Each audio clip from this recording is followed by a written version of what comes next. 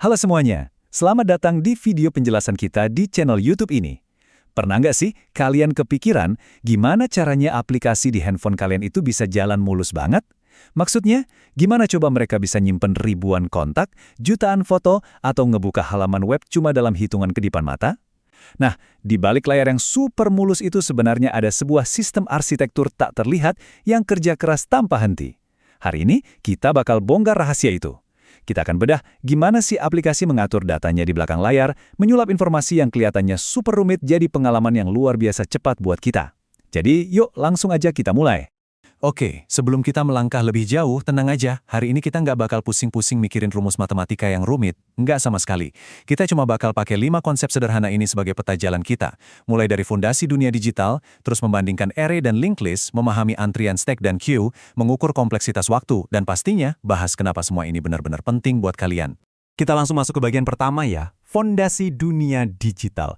Di sini kita bakal letakin dasar bangunan digital kita. Kalau kita mau menyederhanakan ilmu komputer, semuanya itu pada dasarnya bermuara ke dua hal aja, struktur data dan algoritma. Biar gampang, bayangin struktur data itu kayak wadah penyimpanan barang kalian di rumah.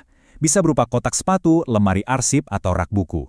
Nah, itulah struktur data, cara kita menata dan nyimpan informasi biar gampang dicarinya nanti. Di sisi lain, algoritma itu buku panduannya.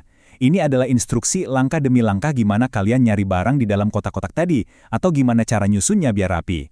Dua hal ini benar-benar nggak bisa dipisahin teman-teman. Struktur data yang bagus pasti butuh algoritma yang efisien juga, biar kerjanya bisa maksimal. Lanjut ke bagian kedua, array versus linked list. Kita bakal adu dua alat penyimpanan digital paling populer ini secara langsung. Poin krusialnya ada di gimana memori itu bekerja. Di satu sisi, kita punya array. Array ini cepat banget kalau kalian mau ngambil data, soalnya dia nyimpen semuanya secara berdekatan di memori, berderet rapi gitu. Makanya aksesnya bisa secepat kilat, atau yang nanti bakal kita panggil sebagai performa konstan. Tapi ada kelemahannya. Dia kaku banget. Ukurannya udah dipatok sejak awal alias statis. Nah, di sisi satunya lagi, kita punya linked list. Dia mengalokasikan memori secara dinamis. Artinya, setiap titik data bisa nyebar di mana aja di dalam sistem, dan mereka saling nunjuk pakai sesuatu yang namanya pointer. Kelebihannya, fleksibel banget buat ditambah atau dikurangin. Tapi kekurangannya, kalau mau nyari data tertentu, butuh waktu sedikit lebih lama karena sistem harus lompat-lompat dari satu titik ke titik lainnya. Biar konsep yang kedengarannya abstrak ini jadi jelas banget, kita pakai analogi fisik aja ya. Array itu benar-benar kayak rak buku kayu yang udah nempel permanen di dinding. Kalian tahu persis di mana letak buku nomor 5 dan bisa langsung ambil. Tapi kalau raknya penuh, kalian nggak bisa asal nambahin ruang, harus beli rak baru yang lebih gede, dan mindahin semua isinya. Repot banget kan? Sebaliknya, linked list itu ibarat tumpukan kotak kardus waktu kalian lagi pindahan rumah. Kotak-kotaknya bisa aja berceceran di garasi, ruang tamu, atau dapur. Tapi, kalian ngiket tali merah dari kotak pertama ke kotak kedua, terus lanjut ke kotak ketiga. Gampang banget kan kalau mau nambah kotak baru? Tinggal ikat talinya aja. Tapi ya gitu, kalau kalian mau nyari kotak kelima, kalian harus ngurutin talinya dari awal dulu. Oke, sekarang kita beralih ke bagian ketiga, stack dan queue. Pasangan ini lebih fokus ke urutan penanganan data. Kalau kalian pernah mikir, kok bisa sih komputer ingat persis urutan tindakan kita? Nah, rahasianya ada di stack dan queue ini. Keduanya ngurusin soal urutan. Stack itu pakai prinsip LIFO, singkatan dari last in, first out, atau terakhir masuk, pertama keluar. Coba bayangin tumpukan piring di kondangan. Piring yang terakhir ditaruh di paling atas, pasti jadi piring pertama yang kalian ambil kan? Nah, itulah stack. Sementara itu, queue yang bahasa Indonesianya antrean, pakai prinsip FIFO, first in, first out. Ini persis kayak waktu kalian ngantri di kasir supermarket. Siapa yang datang duluan, dia yang dilayani duluan. Super adil. Terus, di dunia nyata penerapannya kayak gimana? Kalian pasti sering kan ketolong sama fitur undo waktu nggak sengaja ngapus ketikan penting. Nah, itu dia cara kerja stack. Komputer numpuk setiap aktivitas ketikan kalian. Waktu kalian klik undo, komputer tinggal ngebuang tumpukan paling atas yang terakhir kali masuk.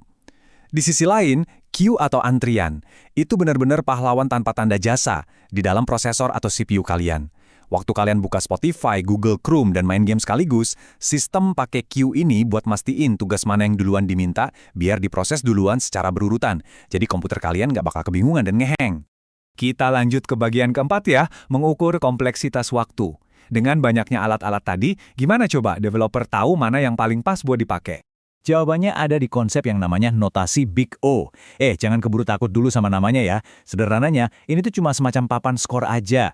Notasi Big O dipakai buat ngukur efisiensi waktu dan ruang dari sebuah algoritma. Jadi ini cara universal buat ngecek seberapa efisiensi suatu algoritma kalau data yang harus diurus melonjak dari 10 item jadi 10 juta item. Apakah bakal tetap beres dalam 1 detik atau tiba-tiba butuh waktu seharian penuh? Coba deh kalian perhatiin grafiknya. Sumbu mendatar di bawah itu nunjukin jumlah datanya, dan sumbu tegaknya itu waktu yang dibutuhin. Garis yang posisinya paling bawah dan lurus mendatar itu impian semua programmer. Kenapa? Karena berapapun jumlah datanya, waktunya tetap super stabil. Tapi coba lirik kurva yang tiba-tiba melesat tajam banget ke atas. Nah, ini nih tipe algoritma yang kalau datanya nambah dikit aja, beban kerjanya langsung berlipat ganda secara mengerikan.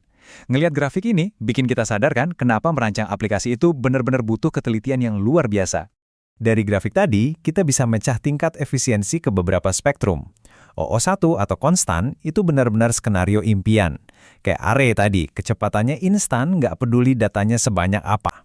Terus ada O log n, ini juga masih sangat bagus dan cepat. Biasanya dipakai buat sistem pencarian data yang canggih. Nah, dari situ kita mulai masuk zona bahaya nih. ON kuadrat itu lambat banget kalau datanya udah nyentuh angka ribuan. Dan yang paling parah, ON atau faktorial. Bayangin aja kalau aplikasi kalian pakai algoritma ini buat ngurusin 20 data aja, kemungkinan besar perangkat kalian bakal nge-freeze alias macet total. Salah pilih algoritma emang bisa sefatal itu, teman-teman. Dan akhirnya kita sampai di bagian kelima. Mengapa ini penting?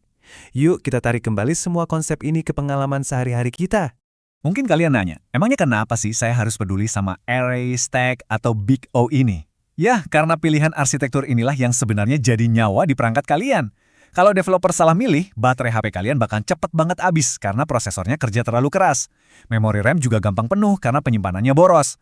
Pemilihan arsitektur yang cermat inilah yang bikin aplikasi M-Banking kalian nggak pernah macet pas mau transfer, bikin game favorit kalian jalan mulus tanpa nge-lag, dan bikin HP yang udah kalian pakai 2 tahun tetap kerasa gesit. Ini benar-benar fondasi dari seluruh dunia digital modern yang kita nikmati sekarang. Jadi, ini pesan singkat yang bisa kalian ingat-ingat. Lain kali pas kalian lagi santai mencet tombol undo atau pas lagi ngetik cari nama teman di kontak HP, coba deh mikir sejenak. Betapa megahnya arsitektur tak kasat mata yang lagi kerja keras dalam hitungan milidetik di tangan kalian. Ada tumpukan stack yang dibongkar atau sekumpulan array yang lagi dilompati. Dunia digital ini tuh bener-bener dibangun di atas logika yang luar biasa indah. Terima kasih ya udah nemenin pembahasan kita kali ini. Semoga video penjelasan ini bisa muasin rasa penasaran kalian. Jangan lupa subscribe buat dapetin ulasan-ulasan seru lainnya. Bye, Teknologi Berbicara.